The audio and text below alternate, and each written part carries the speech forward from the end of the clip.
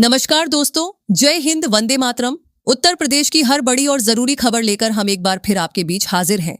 आज जानेंगे कि सरकार ने कौन कौन से नए नियम लागू किए हैं, किसानों के लिए क्या नई घोषणा हुई है, बेरोजगार युवाओं और महिलाओं के लिए क्या बड़ी अपडेट आई है, साथ ही पीएम किसान योजना, मौसम और पेट्रोल डीजल के ताजा भाव की पूरी जानकारी देंगे। इसलिए वीडियो को अंत तक जरूर देखें और अगर आप पहली बार हमारे चैनल पर आए हैं तो अभी सब्सक्राइब करके बेल आइकन भी दबा दें। पहली खबर, आज मुख्यमंत्री योगी आदित्यनाथ आगरा दौरे पर हैं, जहां करोड़ों रुपए की कई विकास परियोजनाओं का शिलान्यास और लोकार्पण करेंगे। इनमें 150 बेड का लेडी लॉयल अस्पताल, सीएम ग्रिड रोड, नालों, पुलियों, स्कूलों, अस्पतालों के जीर्णोद्धार और कई अन्य परियोजनाएं शामिल हैं। सरकार का कहना है कि इन कामों से शहर की स्वास्थ्य, शिक्षा और यातायात व्यवस्था में बड़ा सुधार होगा। स्थानीय लोगों को लंबे समय से जिन सुविधाओं का इंतजार था, उन्हें अब गति मिलने की उम्मीद है। आने वाले दिनों में इन परियोजनाओं पर तेजी से काम शुरू होने की संभावना है। अब बढ़ते हैं अगली बड़ी खबर की तरफ। दूसरी खबर, आगरा में मेट्रो और सीएम ग्रिड रोड निर्माण के चलते वीआईपी रोड पर करीब 7 घंटे तक भारी जाम लगा रहा। ऑफिस जाने वाले लोग, स्कूल बसें और एम्बुलेंस तक ट्रैफिक में फंसी रहीं।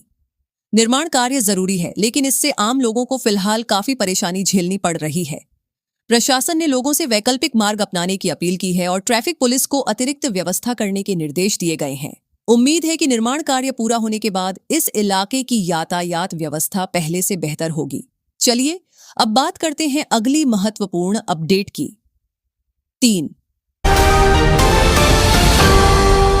तीसरी खबर, कानपुर के पूर्वामीर गांव में क्रोमियम युक्त अवैध कचरा खेतों तक पहुंचने का मामला गंभीर होता जा रहा है।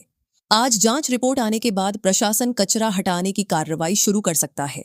ग्रामीणों का कहना है कि इससे खेती और भूजल दोनों प्रभावित हो सकते हैं। पर्यावरण विशेषज्ञ भी इस तरह के रासायनिक कचरे को बेहद खतरनाक मानते हैं। यदि रिपोर्ट में प्रदूषण की पुष्टि होती है तो जिम्मेदार लोगों के खिलाफ सख्त कार्रवाई हो सकती है। ये मामला पूरे इलाके के किसानों के लिए चिंता का विषय बना हुआ है।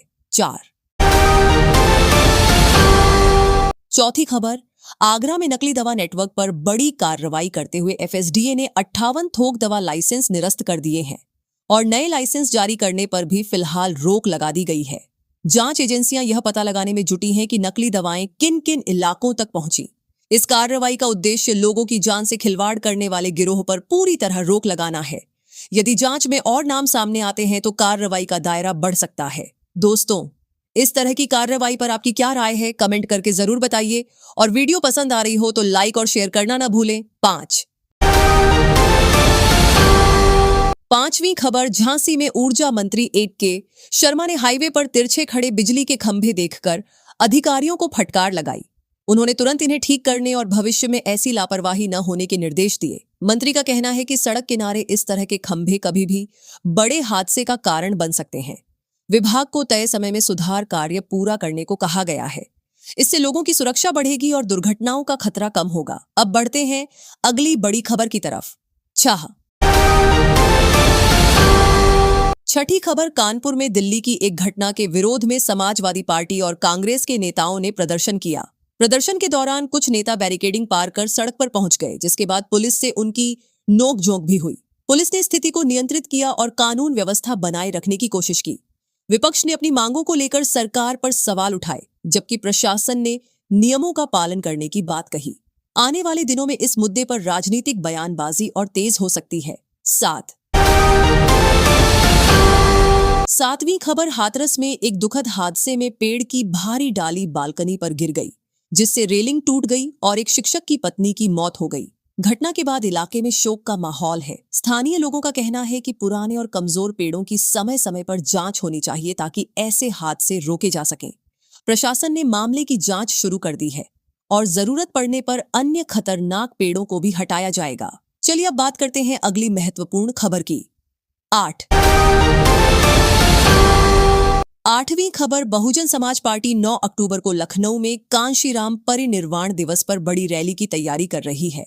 बताया जा रहा है कि विधानसभा टिकट के दावेदार भी इस रैली में अपनी ताकत दिखाने की कोशिश करेंगे। पार्टी संगठन को मजबूत करने और आगामी चुनावों की रणनीति पर भी फोकस रहेगा। राजनीतिक जानकारों का मानना है कि यह रैली बसपा के लिए काफी महत्वपूर्ण साबित हो सकती है। चैनल पर नए हैं तो अभी सब्सक्राइब जरूर करें, क्योंकि आगे भी ऐसी सभी बड़ी खबरें आपको सबसे पहले मिलती रहेंगी। 9। नौवीं खबर। कानपुर के बिठूर में श्रद्धालुओं के लिए बने सामुदायिक शौचालयों की बदहाल स्थिति सामने आई है। सावन और धार्मिक आयोजनों के दौरान यहां बड़ी संख्या में लोग पहुंचते हैं, लेकिन सफाई और रखरखाव की कमी के कारण श्रद्धालुओं को काफी परेशानी उठानी पड़ रही है। स्थानीय लोगों ने भी कई बार शिकायत की है। अब प्रशासन से उम्मीद की जा रही है कि जल्द मरम्मत और नियमित सफाई की व्यवस्था की जाएगी, ताकि आने वाले श्रद्धालुओं को बेहतर सुविधाएं मिल सकें। अब बढ़ते हैं अगली बड़ी खबर की तरफ। 10वीं खबर। झांसी में एक व्यापारी नेता पर दुकान के अंदर घुसकर रॉड और डंडों से हमला करने का मामला सामने आया है। घटना के बाद इलाके में तनाव का माहौल बन गया। घायल व्यापारी को इलाज के लिए अस्पताल पहुंचाया गया है, जबकि पुलिस सीसीटीवी फुटेज और गवाहों के आधार पर आरोपियों की तलाश कर रही है। व्यापारियों ने भी सुरक्षा बढ़ाने की मांग उठाई है। यदि आरोपियों की पहचान हो जाती है तो जल्द गिरफ्तारी की कार्रवाई हो सकती है। चलिए अब बात करते हैं अगली महत्वपूर्ण अपडेट की। 11वीं खबर। उत्तर प्रदेश में कम छात्र संख्या वाले स्कूलों के मर्जर को लेकर दाखिल याचिका पर हाई कोर्ट ने फिलहाल रोक लगाने से इनकार कर दिया है। हालांकि सीतापुर के कुछ मामलों में यथास्थिति बनाए रखने के निर्देश दिए गए हैं। सरकार का कहना है कि इससे संसाधनों का बेहतर उपयोग होगा, जबकि कुछ अभिभावक और शिक्षक इसे ग्रामीण शिक्षा के लिए चुनौती मान रहे हैं। अब आगे की सुनवाई में इस मामले की दिशा और स्पष्ट हो सकती है। अब बढ़ते हैं अगली बड़ी खबर की तरफ। 12वीं खबर। कांवड़ यात्रा को लेकर उत्तर प्रदेश सरकार ने इस बार सुरक्षा व्यवस्था को हाईटेक बना दिया है। ड्रोन, सीसीटीवी कैमरे, कंट्रोल रूम, एआई आधारित निगरानी और अतिरिक्त पुलिस बल की मदद से पूरी यात्रा पर नजर रखी जाएगी। सरकार का उद्देश्य है कि श्रद्धालुओं को सुरक्षित और सुगम यात्रा का अनुभव मिले। संवेदनशील मार्गों पर विशेष निगरानी रखी जाएगी। दोस्तों, आपको क्या लगता है, क्या ऐसी तकनीक से सुरक्षा और बेहतर होगी? 13वीं खबर। उत्तर प्रदेश पुलिस कांस्टेबल भर्ती के अभ्यर्थियों के लिए बड़ी खबर है। भर्ती बोर्ड ने नोटिस जारी करते हुए बताया है कि अगस्त महीने से शारीरिक दक्षता परीक्षा शुरू होगी। जिन उम्मीदवारों ने लिखित परीक्षा पास की है, उन्हें अब अपने सभी दस्तावेज और फिटनेस की तैयारी पूरी रखनी चाहिए। यह भर्ती हजारों युवाओं के लिए सरकारी नौकरी का बड़ा अवसर है। आगे परीक्षा का विस्तृत शेड्यूल भी जारी किया जाएगा। 14वीं खबर। रूफटॉप सोलर लगाने के मामले में उत्तर प्रदेश देश में दूसरे स्थान पर पहुंच गया है। सूर्या घर योजना के तहत बड़ी संख्या में लोगों ने अपने घरों की छत पर सोलर पैनल लगवाए हैं। इससे बिजली बिल कम होने के साथ स्वच्छ ऊर्जा को भी बढ़ावा मिल रहा है। सरकार का कहना है कि आने वाले समय में और अधिक परिवारों को इस योजना से जोड़ा जाएगा। इससे पर्यावरण और आम जनता दोनों को फायदा मिलने की उम्मीद है।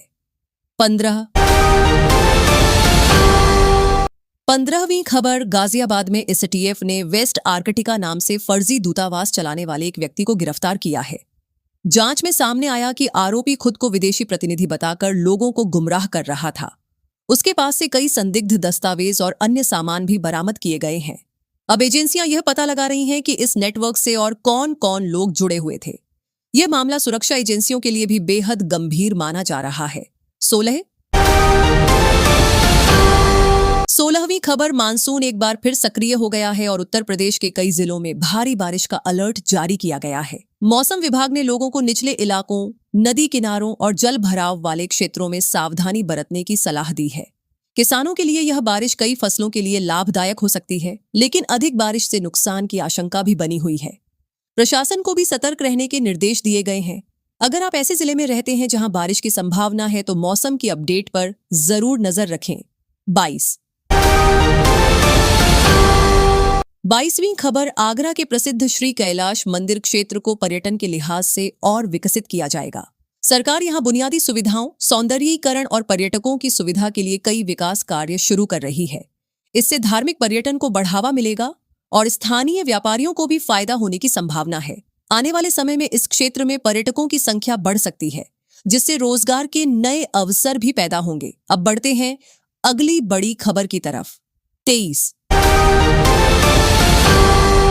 23वीं खबर शिक्षा के क्षेत्र में भी आगरा को नई सौगात मिलने जा रही है। जिला विद्यालय निरीक्षक कार्यालय के नए भवन और पॉलिटेक्निक संस्थान में सेंटर ऑफ एक्सीलेंस की स्थापना की दिशा में काम शुरू किया जा रहा है। सरकार का उद्देश्य छात्रों को आधुनिक संसाधन और बेहतर तकनीकी शिक्षा उपलब्ध कराना है। इससे युवाओं को नई तकनीक सीखने और रोजगार के बेहतर अवसर प्राप्त करने में मदद मिलेगी। चैनल पर नए हैं तो अब भी सब्सक्राइब करना बिल्कुल न भूलें। 24वीं खबर आगरा जिला कारागार में नई बैरकों का लोकार्पण किया जा रहा है। जेल में बढ़ती जरूरतों को देखते हुए यह कदम उठाया गया है ताकि कैदियों के रहने की व्यवस्था बेहतर हो सके और जेल प्रशासन को भी सुविधाएं मिल सकें। अधिकारियों का कहना है कि इससे जेल प्रबंधन अधिक व्यवस्थित होगा और सुरक्षा व्यवस्था को भी मजबूती मिलेगी। आने वाले समय में अन्य जरूरी सुविधाओं का भी विस्तार किया जा सकता है। अब बढ़ते हैं आज की आखिरी खबर की तरफ।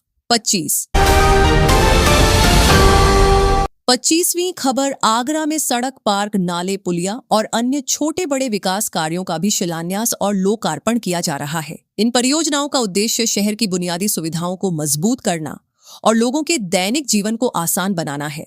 सरकार का दावा है कि इन विकास कार्यों से शहर का ढांचा और बेहतर होगा तथा नागरिकों को लंबे समय तक इसका लाभ मिलेगा। अब देखना होगा कि ये सभी परियोजनाएं तय समय सीमा के भीतर कितनी तेजी और गुणवत्ता के साथ पूरी होती हैं।